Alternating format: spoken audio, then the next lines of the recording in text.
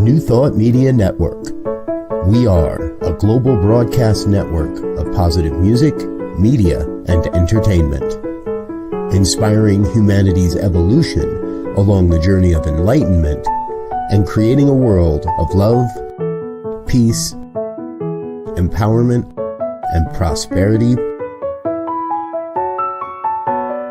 for all. New Thought Media Network. Positively inspiring.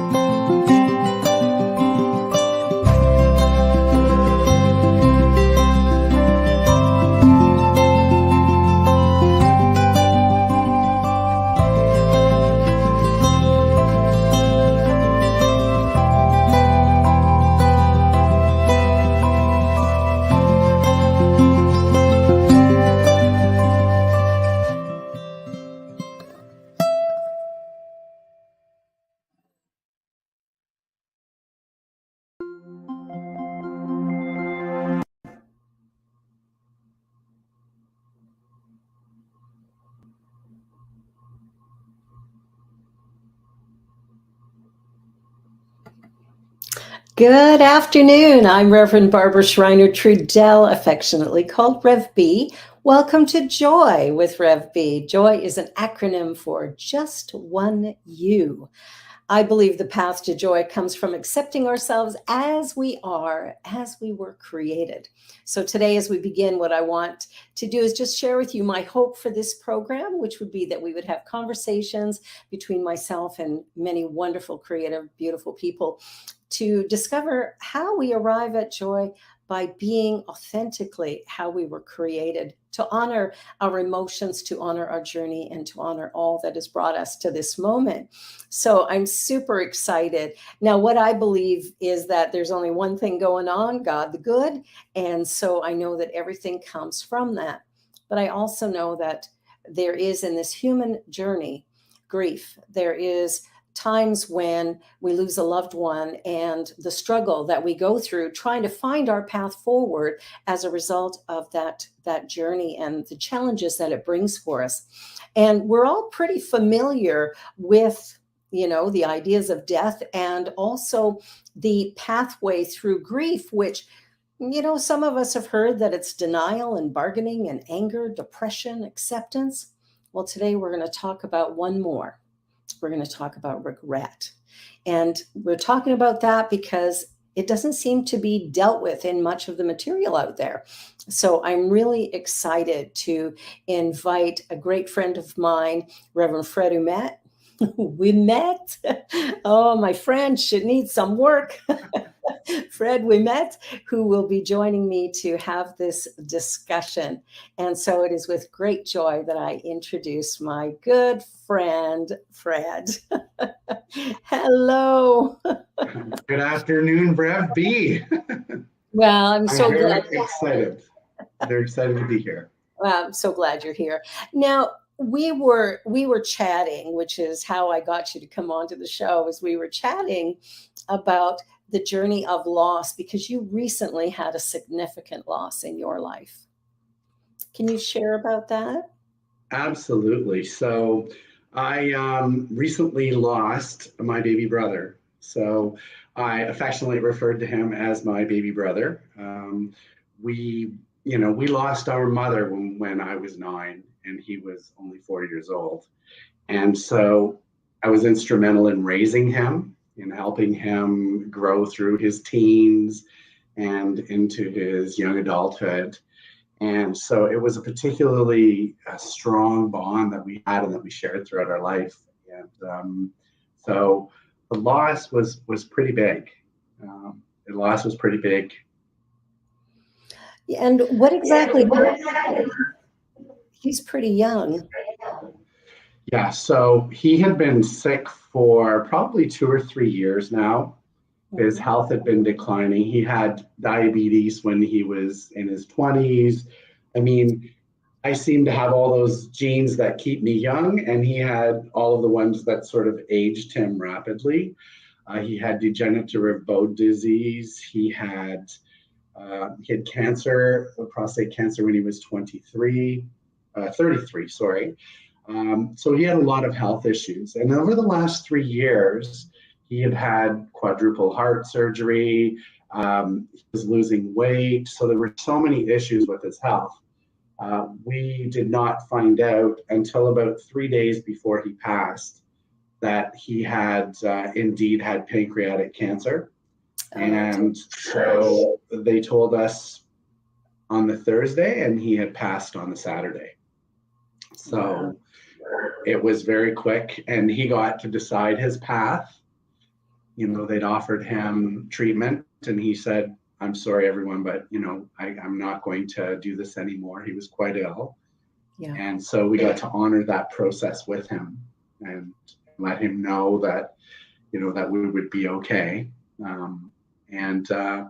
We all had our, you know, 1 hour with him, one-on-one, and then together, and he was, you know, cognizant and able to speak, and so we had some amazing conversations during that last day, and then next day he was gone.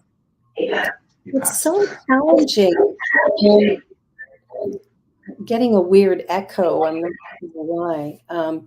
Yeah, it's very challenging when someone that we love dearly goes so quickly. But listening to what he'd been going through, that feels a little bit like a blessing that it didn't drag on and on and on once he was diagnosed with the pancreatic cancer.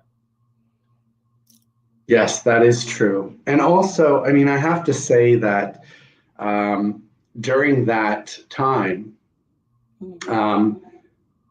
you know, I was never in denial, I think, that he was experiencing something and that we may part, but there was that part of me that could not accept or see him as gone while he was still here.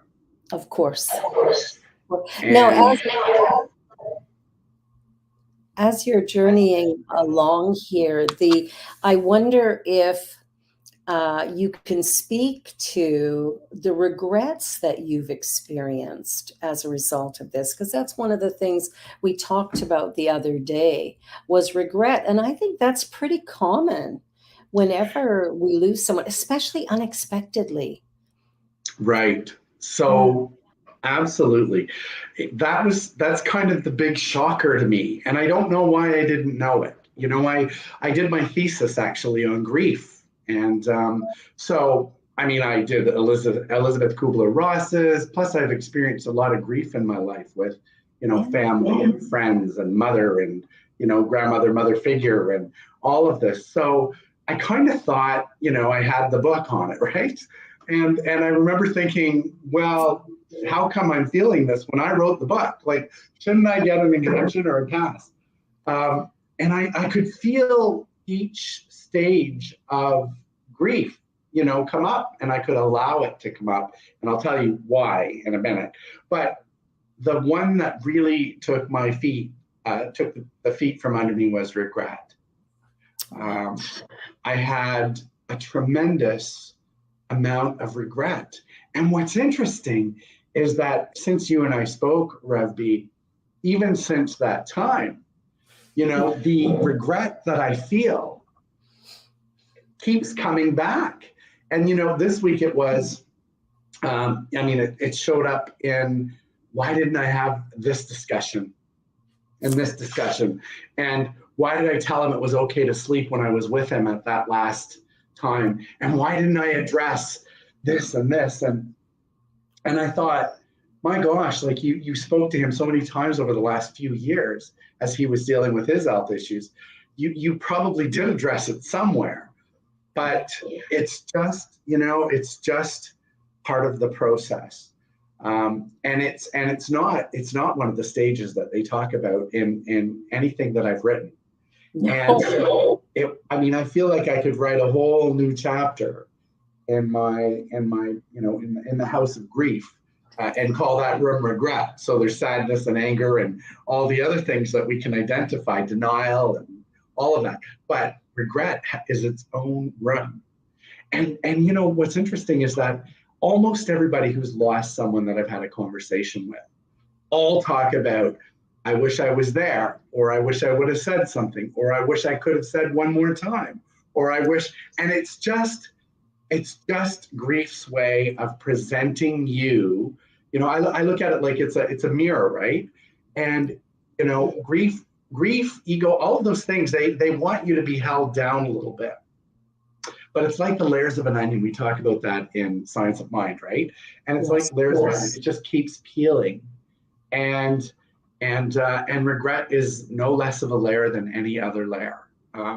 Exactly. Yeah. I think if we can just honor our process, whatever that looks like, like on the day when we're feeling that, to sit with it and to maybe have a conversation with your brother, because he hasn't ceased to exist. He's just not here. I had a powerful experience with a brother of mine who died a number of years ago, stepbrother actually, and he had committed suicide. And 3 days after his death, he came to me and we had this, I can't really call it a conversation, but it was a communication. And the communication was so profound and beautiful. Like he was truly, truly joyous. He was just a love bubble. And he said to me, or communicated to me, it's hard to talk about, he communicated to me that he was okay, that really all was well. And his request was that I do his eulogy. And that was like, I was a bit shocked because I had not really had any experience with someone on the other side. And this felt very real, very strong, very powerful, but also beautiful. Like he was so okay. That surprised me. Yeah, it's interesting because, it's interesting that you bring that up, because I know my brother said when he had the meeting with the family and the doctors, and there were 4 doctors there, and then there was the family, and my brother said, I know that I'm going to be at peace, and I know that my pain is going to transfer to all of you, and I'm really sorry for that. That's kind of what happens, isn't it? Yeah, like they move on, and then we're left to come to terms. Yeah, and it was interesting because I thought at that time when he said it, I thought, well, we're going to be relieved too, because you're not going to be in pain. And so I was on still that side of he's alive and he's suffering, right? And so I think, and it's interesting because my father, since last August, has been saying, I've got my suit ready because I don't know how much more time your brother has. And we went on a big family trip that was supposed to happen in 1973. We rented an RV and went out to the East Coast. My brother, my sister, my father, and I, no kids, no grandkids, nothing. And we did an East Coast trip together. And my brother was quite ill then too. But my father was kind of trying to prepare me. But I kept thinking, you can't prepare me for this because I can't go to this place that he's not here while he's here. And so that was my way of processing. When we talk about regret, one of the things, and it's not black and white regret, it's transient, right? Because just like all the stages of grief and love and all of those things, it's all transient. It's happening at the same time and at different times, and you can compartmentalize sometimes, and sometimes you have no control. And you just have to go with what is and drop to your knees and be in the moment and allow that process. But what was interesting is this week, the thing that kept coming up to me, and I've had a really difficult week. My brother passed away on January 29th, and I've had the stages of grief and really sat in it to be authentically expressed. Mm-hmm. And what I found most incredible was this week. What kept coming up for me was I lied to my brother. And I thought, and I kept thinking, because I told him that I would be okay, and I'm not okay. Not okay. And I kept saying to myself, it's okay not to be okay, but I wish I could have told him that I'm not going to be okay with you being gone. You see how the mind does that? It's like the seed gets planted that I'm not okay. Oh my gosh, I told my brother that I'd be okay. Oh my gosh, I lied to him. Oh, maybe I didn't tell him how much I would miss him and how much I loved him, right? And yet every time we spoke, we ended with, I love you, always, our entire life, right? Yeah. So, and when we did the trip out east, we'd had conversation around life as well. So we had conversation around, you see the light, you go, and everything is going to be okay, and mom's going to be there to greet you, and we'd had all of these conversations. But for some reason, in that moment, when your mind gets that seed planted that you missed something, and you need to get that pressure off of you, the grief pressure. Yeah. And I'd be interested in talking about how I can let the grief be fully expressed. I'd be interested in telling you how that process takes place as well, because I think. Oh, I think you froze. Okay. That would be a really important part of the conversation, is processing that. Because one of the things that I've been hoping to illustrate to people through this program is that living authentically is truly the way that we fulfill our life. It's the way that we experience real joy. Because it really does require that we show up. And when we're dealing with grief, it's a little bit harder in the sense that we are struggling with our own pain, our fear, our regret, the anger, all of the different things that are going on as a result of losing someone we love. And yet death is as natural to life as birth. So yeah, I'd love to hear what you have to say about the process of, moving through that grief and creating the healing. Well, thank you for that intro. That's exactly what it is it's a process, and it is as equal to birth as it is the opposite. I have a very interesting story, because when Mom died, we were living in a time when children were seen and not heard, and so don't bring up their mother because it upsets them, and there were all boys don't cry, Freddie, all around this time I was like, no, I am going to allow myself to express this fully. The one tool that I had in my toolbox that everyone who understands science of mind or follows science of mind, and even people who don't on some subconscious level understand, and this is the key, this is the learning right here. Grief is love. And it's really that simple. To the degree that you love is to the degree that you will grieve. Absolutely. And so when you love so deeply, you grieve deeply. Now, so if you can, in the middle of your stage, whatever it is that you're at, whatever's making you cry, and the drop to your knees cry, or the anger that is like this rage that sometimes comes out, when you're dealing with that, the reason that I could really allow myself to be steeped in that grief is because I kept reminding myself, this is just love. This is just love. And so all the rooms of grief are there.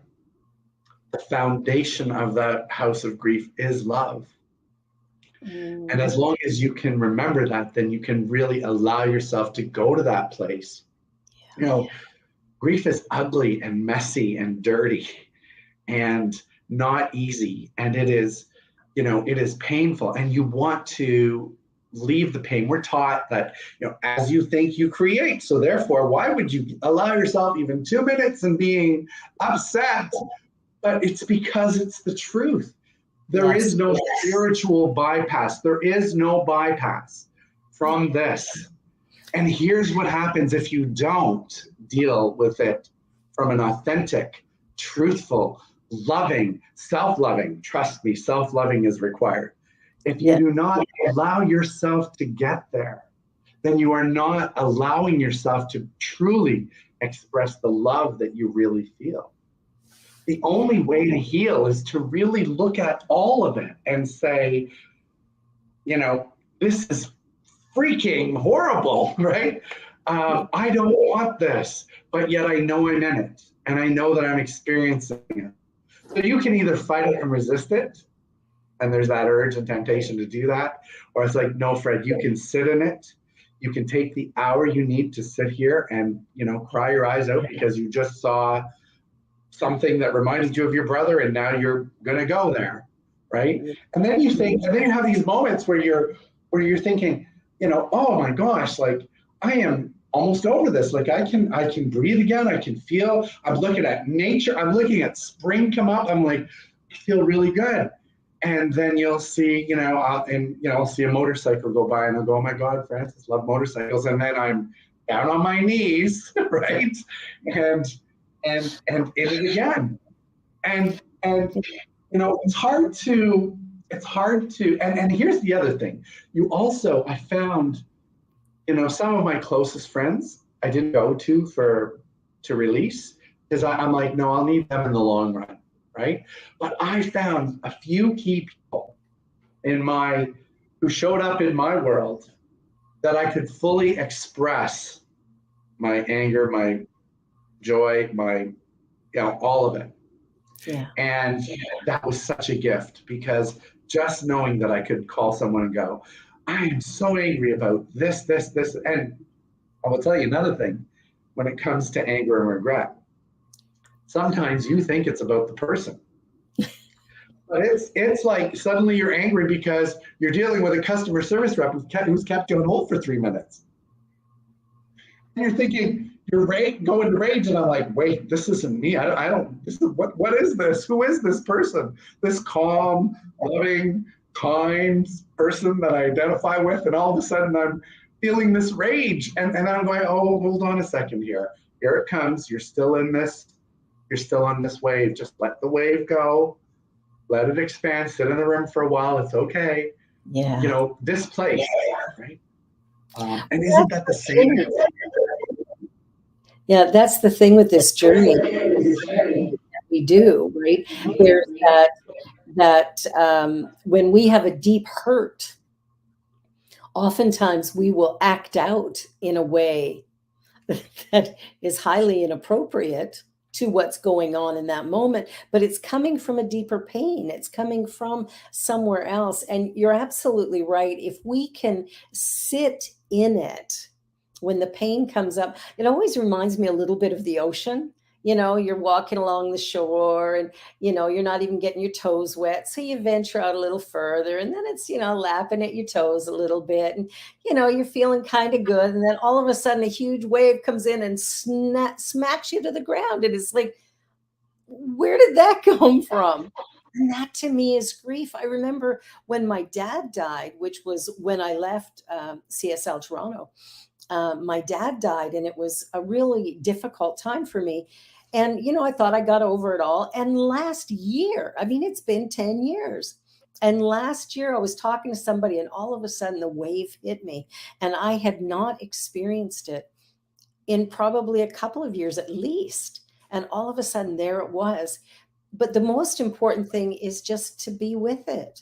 Like everything in life, if we can be with what is in each moment, we actually create for ourselves the opportunity to heal and to change what's going on so that we can return to joy. Absolutely. And here's the thing too, and you said it as well. I love that. That if we can allow it and understand that, because I can walk in love and pain at the same time. We often think of them as two opposites, and yet they're equal. Joy can, I think, living authentically, I mean, because people have this image that you're living authentically, so, Pollyanna, and, you're living, you're ignoring what's going on, and that is just so not true. And if we are not willing to allow and to sit and to watch and to witness and to do that with love of ourselves, then that's when we start to turn to things like maybe alcohol, maybe substances, maybe, we start to unconsciously start to act out, as you say, in some other ways, right? That are non-healthy ways, right? And so I think that's what I love about this philosophy is it's not, we're not giving it to a higher power to take care of it for us, and we just get to sit back and listen. If that's what you need to do, there's nothing wrong with that either. But what I love about Science of the Mind is that we actually get to take responsibility for our part of the journey, and as such, that's where the growth comes from. That's where, moving into the next wave, as you call it, comes, right? Now I know I'm going to roll around in that wave occasionally. My mother has passed away 49 years on April 30th, right? Mm-hmm. If I can stand at her grave, now I visit her grave a lot, it's up north. We have a big family event at her grave every year where she meets her grandchildren, her great-grandchildren, and we all come together as a family on her death anniversary, and we have dinner and we celebrate her, and we go to the grave and we light candles and we do all of that. We've been doing that for about 11 years now. And this year we're going to be burying my little brother with my mother. So it's going to be kind of a bigger journey. But if I can stand there after 49 years and cry and experience something as though it just happened yesterday, then grief never goes away. And you touched on that when you talked about your dad. There are moments when I miss my mom, right? I had a friend who lost a 17-year-old daughter 15 years ago. The anniversary was April 14th. And she posted how this year was particularly difficult because it happened on Easter weekend, and this year was Easter weekend, so it was the exact day. So, and I posted to her, as a good friend, I said, grief will never end because grief is love, and love never ends. And she just said, oh my God, that brings me joy to know that I will love my daughter as deeply as I always have. Yeah, that's when we see the depth of our love, number one, as a positive, and the level of our grief as reasonable, because it really does reflect the level of love that we felt for each other prior to the transition time. And so when we lose somebody, there's just something in there that, of course, it's going to take time. It must. That's the only reasonable conclusion we can come to. I mean, we all know that birth and death are exactly what it is that we do.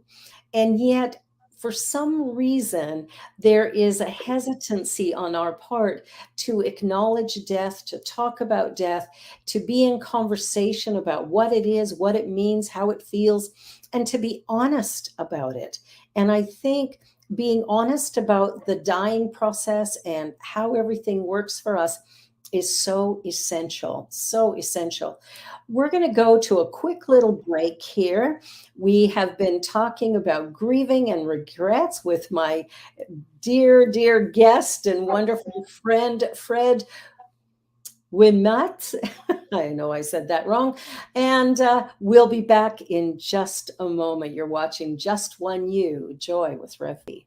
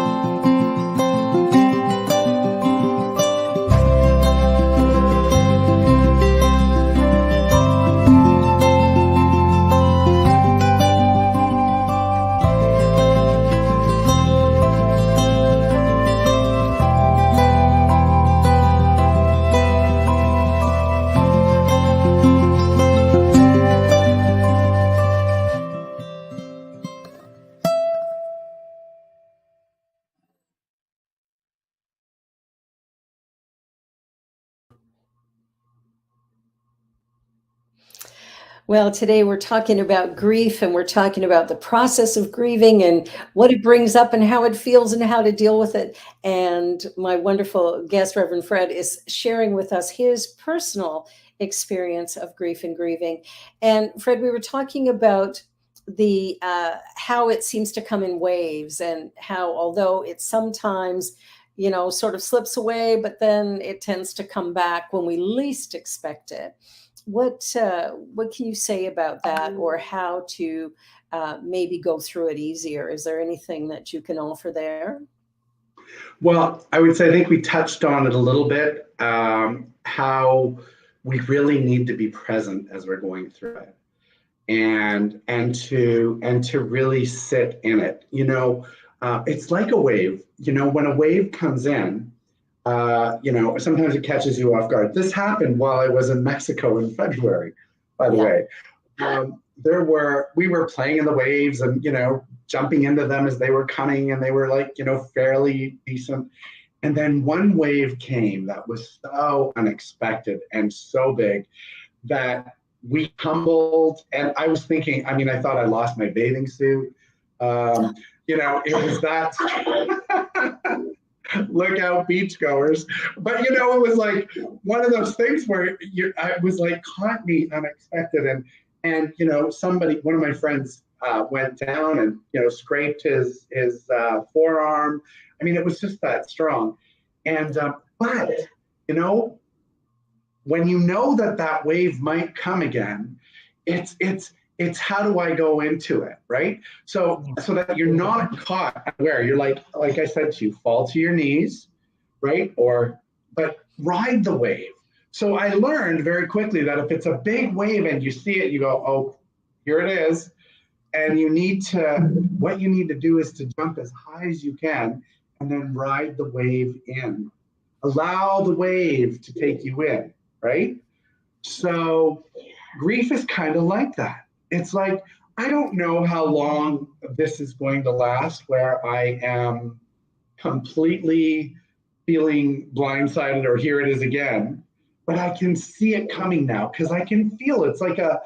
It's like, when you learn to live your life in peace and joy and harmony and balance, right? And then all of a sudden you can feel, you go, okay, something's stirring. It's a train of thought, right? It's a motorcycle going by in my case, or seeing a picture or having a thought of something about my brother. And then I go, whoa. And you feel that sinking, just like you do when you see the wave coming and you're going, here it is. And it's like, okay, jump into this, allow this, and allow yourself to ride this through. Don't resist, don't fight. Don't let it throw you off so much that you're scraped and can't catch your breath and don't know where you are. Right? Just know that experience taught me that I've been to this place. I have been to this broken down place, right? I have been to this angry place, this sad place, this regretful place, and how do I just let myself ride with that feeling, right?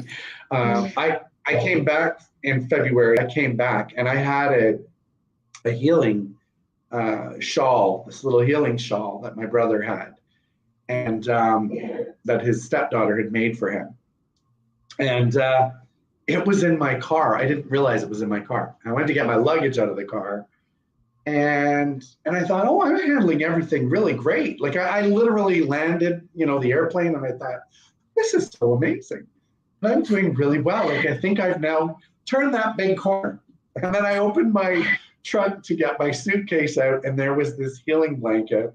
And in my garage in freezing cold February, I went, oh, here it is. And I couldn't even close the trunk. When I say drop to my knees, I dropped to my knees in the garage and sat with my head on my bumper and wept, like as though the world had shut down.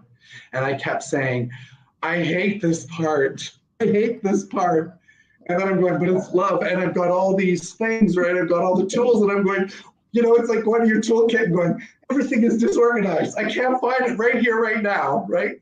And then I come back from Mexico with this wave experience, and I literally went, this is a wave. This and is a whether wave. you stay here for 10, 15, 20 minutes, it's irrelevant. Just stay here. Stay in this. Stay in this. You know, it passes. Like the wave, it comes in and it goes out if we don't resist it.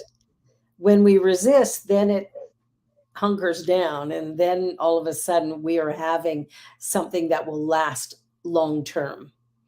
That's right. Yeah. Because everything what? Changes. Yeah. It's alive, right? We're alive. I mean, that was the other thing that I wanted to touch on. Thank you for saying that, Rev B. This is part of life. Yeah. Right?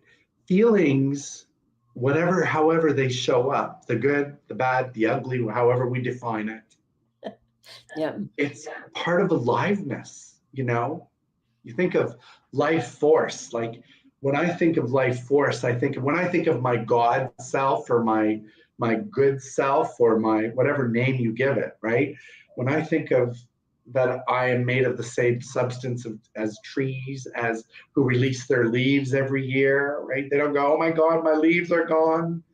I'm dead. No, they go, I'm going to sleep for a while. And I'm going to wake up fresh and have a whole new batch of life, right?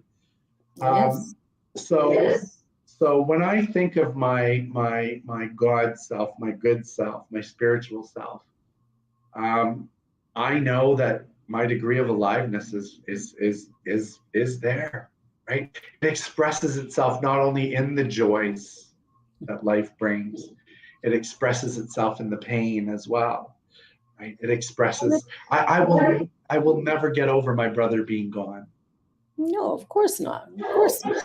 And there's but this journey that we're on, if we didn't have ups and downs, how would we ever know what joy is or what love is or what life really could be? If we want to avoid certain things, we're not truly alive. It's so important that we just have it all.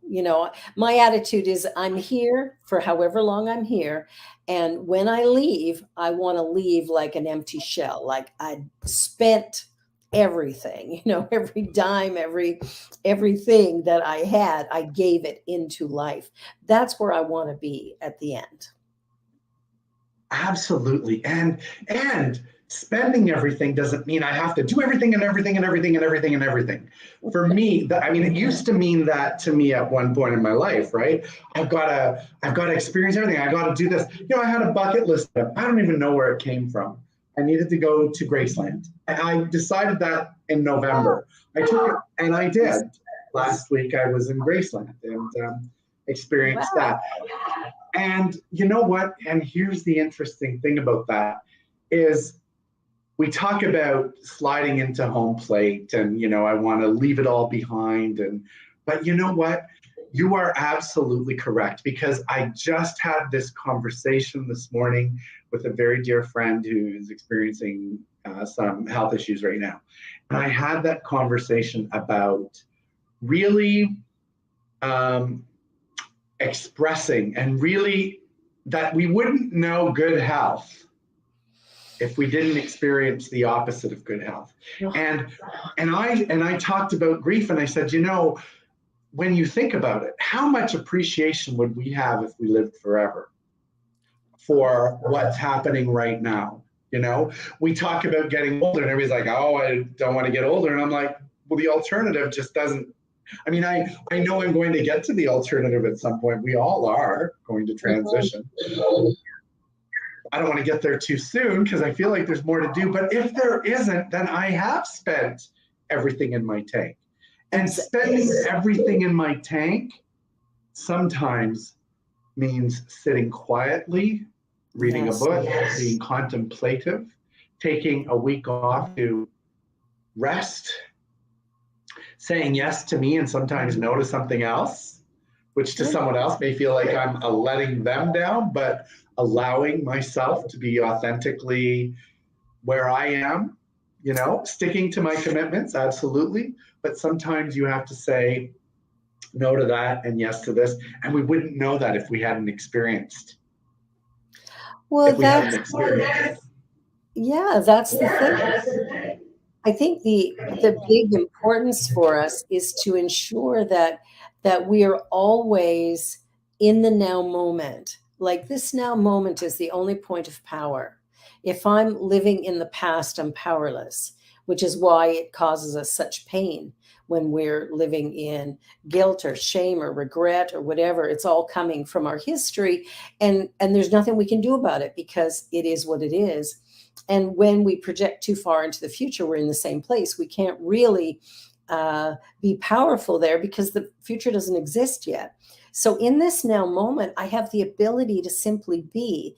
And if I can allow my authentic feelings, attitudes, my authentic wishes and desires be revealed, then there's an opportunity for me to have a fulfilled and satisfied life. But if I'm hiding or pretending, there's no chance for it. Yeah, and sometimes we think that we're hiding it, right? Sometimes, we're in the world and we're putting on that proverbial happy face. Yeah. And I got to tell you, people know, right? Because we're energy. And when our energy is not that sort of that authentic self, truth, light, even in the, I've always said this, you know what? I can deal with crazy if it's authentic crazy. And I don't mean to be derogatory, I don't mean but I can deal with eccentricities. I can deal with people's, quirks because I've got them, we've all got them. If it's authentic, I can feel it. Yeah. If it's not, you can also feel that. And I once said to someone, I said, first of all, I always feel loved by people in my life. I feel very blessed for that, really, really do. But I said to somebody one time, I just find that there's some relationships that I'm not able to cultivate. And someone reminded me, they said, Fred, that's because some people are living on that surface level. And you live in this deep-seated truth about your life. And it's okay to still love everyone, even if they're living on that superficial level. But you may not find that there are synchronicities enough in your life to be able to travel with them at this time as like close friendships, because maybe they're just in a different place. And I went, wow. Yeah, that's powerful. Love that. Yeah. When you honor where another person is, you actually are honoring where you are as well. And we're not necessarily meant to like every person. That would be difficult. But love is a different thing. Love is that I am one with you.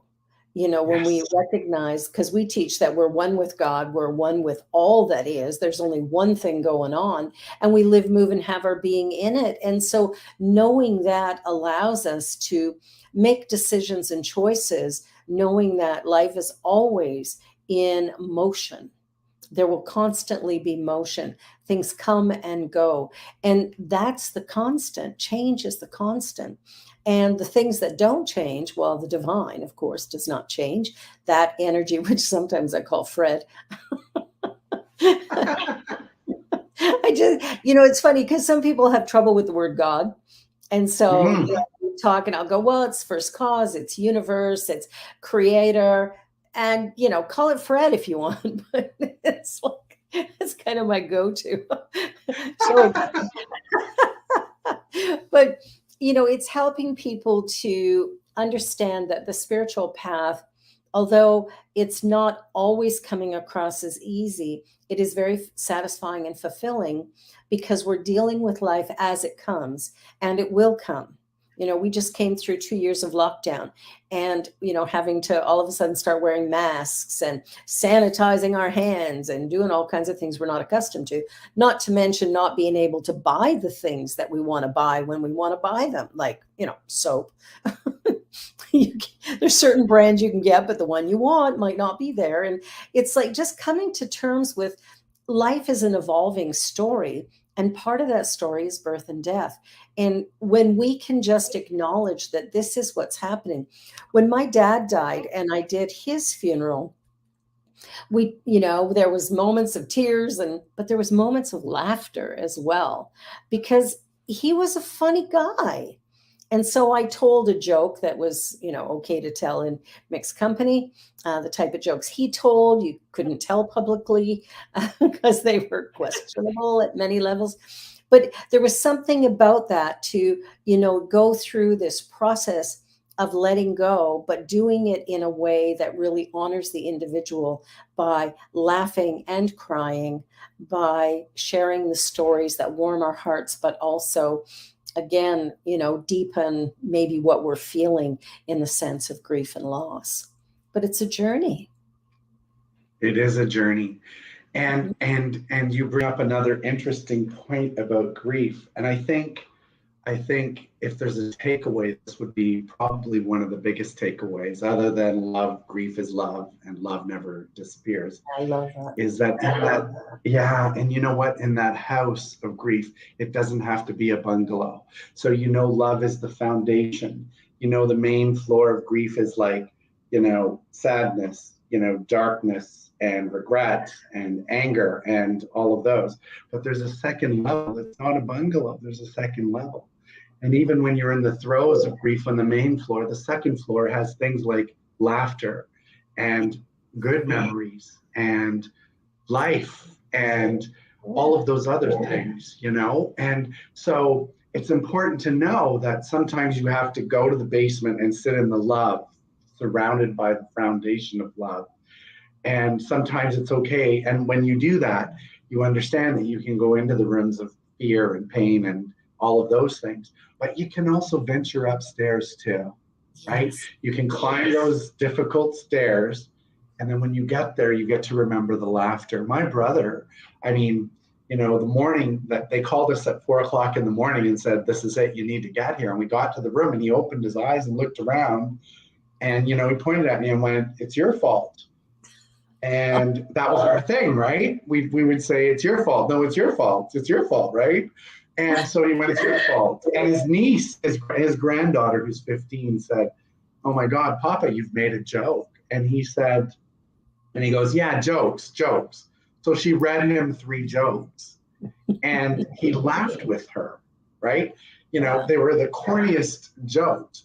But my brother had a sense of humor, and can I share this? This is because, so my brother, so I have my hour with him, and he's cognizant and aware and holding my hand, and he's leaned over to the side of the bed, and, we're talking about different things. We're doing brotherly talk. We're talking about memories that we had when we were kids, and, we're going through this whole thing, and he goes, "Fred,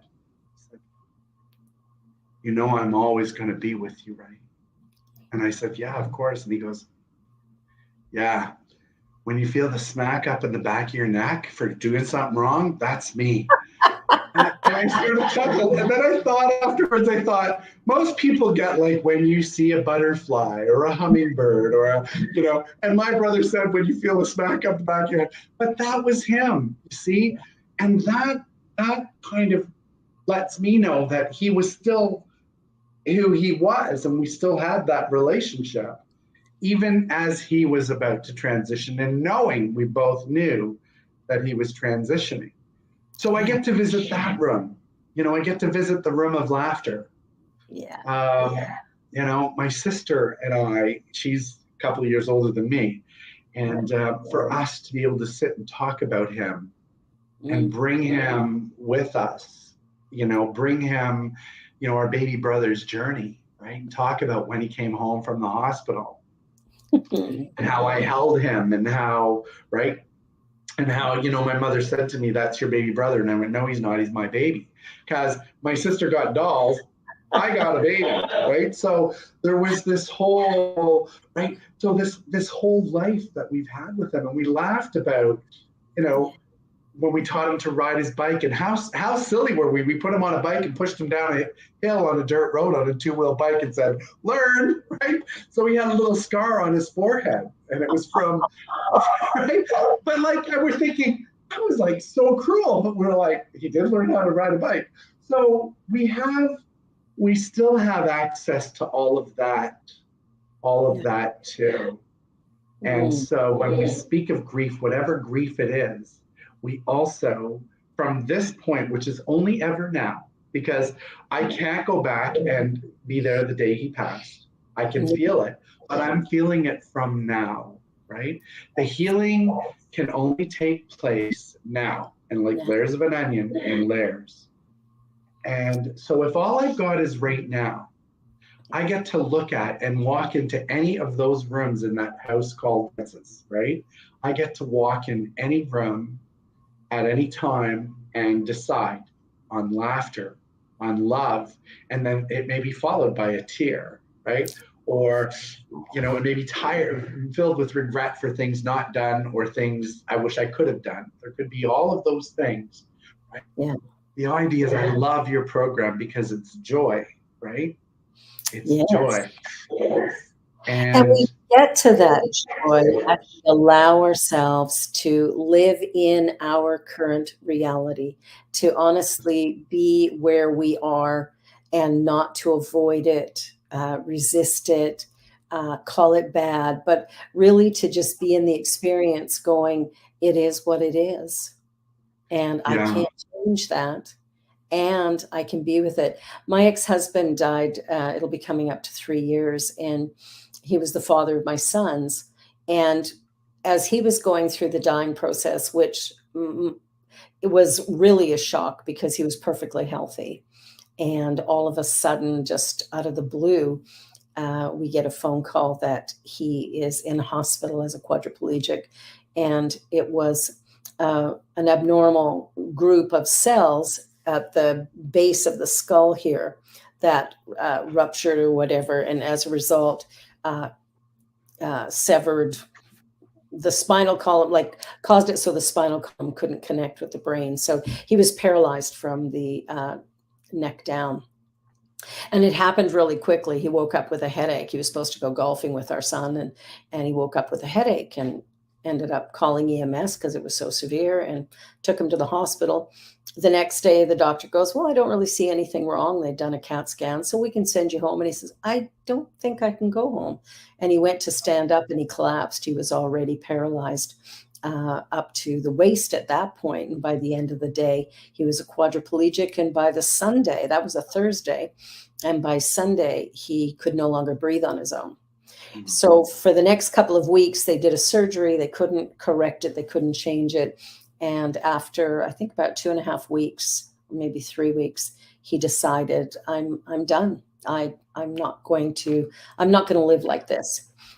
He had a tracheotomy, and so he couldn't talk to us. But what was really funny, I did his funeral for him. I saw him the day that he died. I went and saw him in the morning.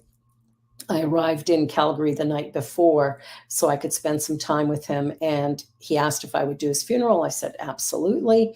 And he said, you'll make it short, right? I said, for sure. No more than, maybe 3, 4, 5 hours tops. He rolls his eyes. Gives me a look like, oh, yeah. Not. But it was a fun exchange. And the very last thing he said to me was, kiss me.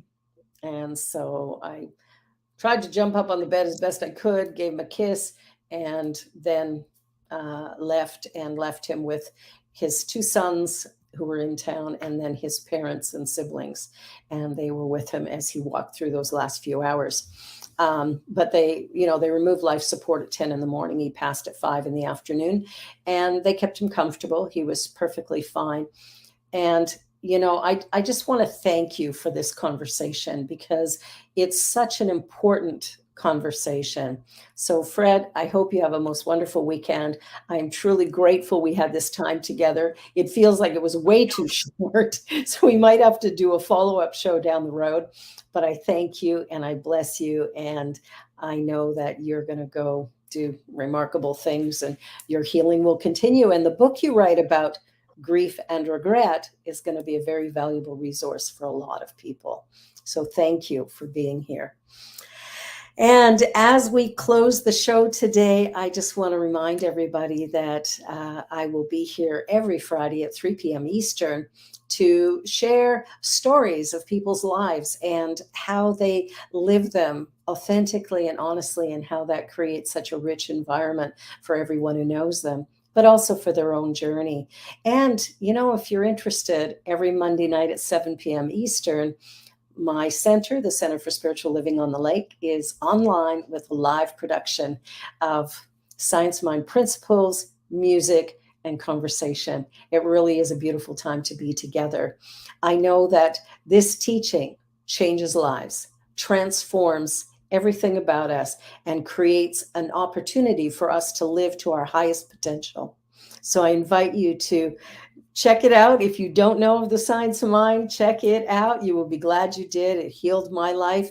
It's a healing journey, really. And it's powerful. We believe that there's one thing going on in the universe, that it's present everywhere equally, and that each and every one of us is created in that image and likeness. So we move forward knowing that our thoughts become things, that what we think about, we bring about. So thank you for joining me today. I hope you enjoyed the conversation, got something powerful, positive, or productive out of it. And I look forward to being with you again next week. Have a most fabulous weekend. This is Rev B with The Joy Show. Just one you. Namaste.